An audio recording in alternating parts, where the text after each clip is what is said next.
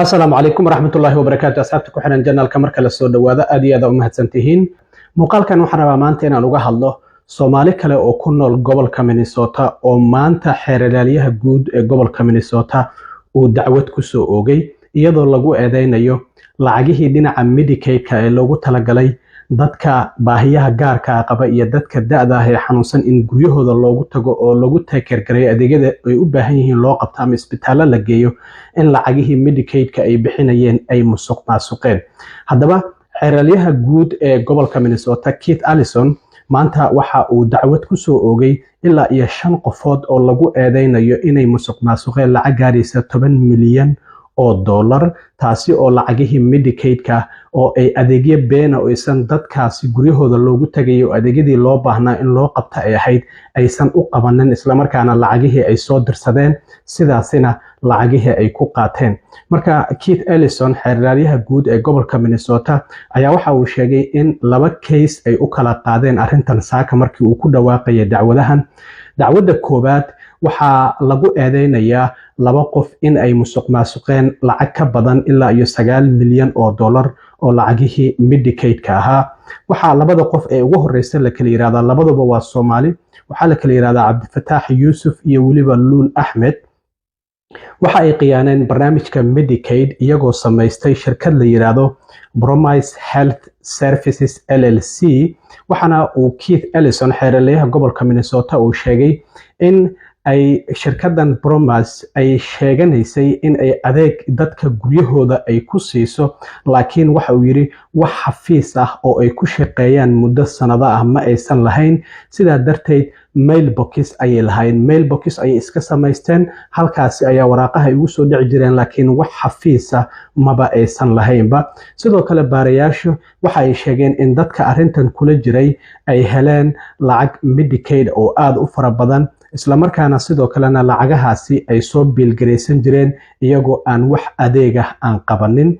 waxyaabaha dambiyada lagu helay waxa kamid ah in lacag been abuur ah ay dokumentiyo been abuur ah ay ku qaateen sidoo kalena in ay lacag aanba jirinba iyagoo wax adeega aan qaban ay yiraahdeen adeegii ayaan qabanay lacagtaasina Medicaid ay u soo dirsadeen isla markaana ay qaateen. waxa sidoo kale lagu helay in dokumentiyo been abuur ah ay u soo dirsadeen lacagahaasi si ay u qaataan waraqo been ah oo la soo buubuuxiyay qofkaasi adeeg ayaan u qabanay qof hebel adeeg ayaan u qabanay marka arrintaasina wax dokumentiyo ah oo taageeraya inay adeegaasi qabteen ma jirto. arrinta ugu muhiimsan waa tan oo Soomaali fara badan ay ku dhaqmaan. waxa sidoo kale lagu helay kickback wax la yiraahdo qof ayaa loo tagayaa waxa la leeyahay neehow waxaan ku leenahay adeeg ayaan ku siinaa marka magacaadan qoranaynaa adigana lacag ayaan ku siinaynaa marka lacagta aan soo qaadan adiga xooga ayaan ku siinaynaa marka kickback ayaa la yiraahdaa.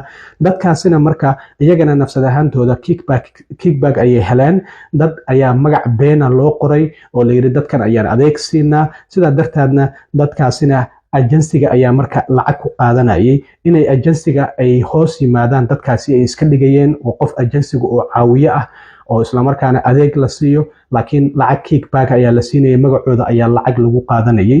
waxyaabahaasi ayaa lagu hadlay kiiska koobaad 2 qof Cabdifataax Yuusuf iyo waliba Luul Axmed. qofka saddexaad waxa la yiraahdaa Cabdiweli Maxamuud isagana waxa uu ku eedeysan yahay in dambiyo dhowr ah oo ay ka mid yihiin in arrintan uu ku caawiyay nin la yiraahdo Cabdirashiid Saciid isla markaana ilaa iyo 6 dambi ayuu ku eedeysan yahay in lacagtaasi in la xado isaguna uu ku caawiyay. ninkan la yiraahdo Cabdiweli Maxamuud isaguna waxa uu iska lahaa Minnesota Home Healthcare LLC laakiin waxa uu u dhiibay ayaa la leeyahay in shirkadaasi uu u maamulo ninkan la yiraahdo Cabdirashiid Yuusuf oo isagana dambi lagu helay sanadkii 2021 xatooye ah. markii arrintaasi su'aalo laga weydiiyena jeegag fara badan oo magaciisa ku qoran la arkay oo la weydiiyay oo gudi ay wareysteen waxa uu yiri arrintan lacag deyna ayay ahayd. markaas kadib waxa la weydiiyay ma wax cadeymaha ayaad haysaa oo qoran oo lacagtan inay deyn ahayd oo cadeynayo marka wuxuu yiri anaga Soomaali ahaan community-geena qof waliba qofka kale ayuu aaminaa marka sidaa darteed ayaa lacagtan lay deemiyay oo waa lay aaminay marka arrintaasi arrin lagu qanci waayo ayay noqotay. sidaa darteed waxa la helay sidoo kale Cabdirashiid isaga iyo yar kale oo isagana la yiraahdo Mustafa Saciid afariin qoraaleedyo ee isdaafsadeen oo Saciid Ibrahim uu leeyahay lacagtan saacadaha lacag ka badan ayaan ku beelgareynayaa Cabdirashiid Saciidna uu u qorayo hallelujah aamin okay macnaha waan rabaa waa sidaas sameey marka uu leeyahay fariin qoraaleedyadaasi ayaa lasoo bandhigay. Marka waxaa la leeyahay ninkan Cabdiweli Maxamuud oo kambanigan iska lahaa Minnesota Healthcare LLC waxa uu u dhiibay inuu u maamulo Cabdirashiid Saciid oo isanba ahaynba inuu arrimahaasi ka agdhawaado maadaama dambi xatooyaha sanadkii 2021 lagu helay. Marka Keith Ellison waxa uu yiri waxa aan helnay in Minnesota Home Healthcare LLC ay soo biilgareysatay lacag gaaraysa ilaa iyo $300,000 oo personal care assistance services oo ay leeyihiin dadkaasi ayaan adeegyadaas u qabanay, laakiin waxaan aragnay dukumentiyadaasi inay ahaayeen lacagtaasi lagu soo dalbaday dukumentiyo been abuura. sidoo kale waxaa jirta lacag gaaraysa $200,000 oo iyadana sidoo kalena adeegyo aan si wanaagsan loo kormeerin oo qof ku takhasusay arrintan oo shaqadiisu ay tahay oo soo qualified aan u ahayn oo professional ahayn oo san ku kormeerin in lacag $200,000 iyaguna ay ka qaateen Medicaid oo ay soo dirsadeen. shaqadan ayna personal oo BCA-da loo soo gaabiyo waa personal care assistance waxa ay leeyihiin dad ku takhasusay oo qualified ah oo dadkaasi ku kormeerin qofkii loo tagay shaqadii loo qabtay kormeer ku sameeyay. marka ma aysan jirin kormeerkaasi ayaa la leeyahay. marka guud ahaan lacagta Minnesota Home Healthcare lagu eedeynayo inay heshay waa 1.8 milyan oo Medicaid ay ka heshay, sidaa darteedna maba aysan ahaynba lacagtaasi inay hesho. sidaas ayaa lagu eedeynaya. kiiska saddexaad labada qof oo kale oo lagu eedeynayo labaduba Soomaali maahan. mid waxaa la yiraahdaa Charles Omata, haweeneyna waxaa la yiraahdaa Latonia Jackson. iyagana waxaa lagu eedeynaya 1.4 milyan oo Medicaid inay musuqmaasuqeen. sidoo kale xeerlaaliyaha guud ee gobolka Minnesota Keith Ellison waxa uu sheegay in ay shirkado badan oo adeegan BCA-da qabto hadda baaritaan ay ku wadaan isla markaana dad kale laga yaabo in dacwado lagu soo ogo. marka waxa laga yaabaa Soomaali kale in dacwado lagu soo ogo maadaama baaritaankan uu socdo. inta badanna Soomaalidu arrintan waa ay sameeyeen BCA-da oo dad xitaa aan xanuunsanayn amaba aan disable ahayn oo baahiyaha gaarka qabin ayaa magacyadooda lacag la isaga qaata iyagana kickbacks la siiya. arrintaasi marka hadda baaritaan ayaa ku socdo. waxa sidoo kale xeerlaaliyuhu sheegay in wasaaradda caafimaadka iyo adeega dadweynaha ay gabi ahaanba lacagihii ka jartay qaar ka mid ah dadkaasi maadaama shirkadahaasi ay lacagahaas iska qaadan jireen isla markaana wax adeega aysan ku bixin jirin. baaritaankuna weli waa uu sii socdaa. marka waa haddana fadeexad kale oo Soomaalida ku dhaqan Minnesota u soo hoyatay 5 qof oo dheeraad ah oo 3 Soomaali ay yihiin ayaa dacwadan lagu soo ogay. dhinaca kale koonfurta Minneapolis ammaan ayay heli doontaa maadaama 10 ka mid ah gaangiskii halkaasi dhibaatada ka waday gacanta lagu soo dhigay. shalay taliyaha booliska ee Minneapolis iyo sidoo kalena mid ka mid ah dacwadoogayaasha federaalka oo Andy Lugar la yiraahdo ayaa waxa ay ku dhawaaqeen in 10 ka mid ah gaangiska magacooda loo yaqaano 10 and 20s laga soo qabtay South Minneapolis, gaar ahaan waxay ka howlgeli jireen Ventura Village iyo BD Park oo koonfurta Minneapolis ay ka howlgeli jireen. kooxahan sanadkii la soo dhaafay ayaa la arkay maadaama intooda badan xabsiyadii ay soo dhameysteen oo muddo laga nastay in hadda mar kale ay koonfurta Minneapolis ay ka bilaabeen waxyaabo dambiye fara badan oo aad u fara badan. sidaa darteed fiiro gaar ah ay boolisku u yeesheen.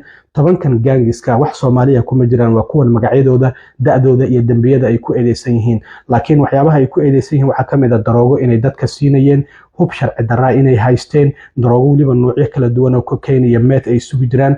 sidaa darteed waxa uu sheegay taliyaha booliska markii ay shacabku nagu soo wargeliyeen ayaana halkaasi waraaqa waarantiya la tagnay guryahooda waxaanan ka soo helnay lacag kaash oo aad u fara badan, daroogo iyo waliba hub sharci darra ay ku haysteen. 2 sano ayaa barnaamijkan gaangiska Minnesota gaar ahaan Minneapolis lagula dagaalamayo uu socday. sanadkii la soo dhaafay waxaa la soo xirxiray kooxaha gaangiska oo magacyadooda ay kala yihiin Highs, Lows iyo Bloody. saddexdaasi ayaa sanadkii hore la batilmaameedsaday.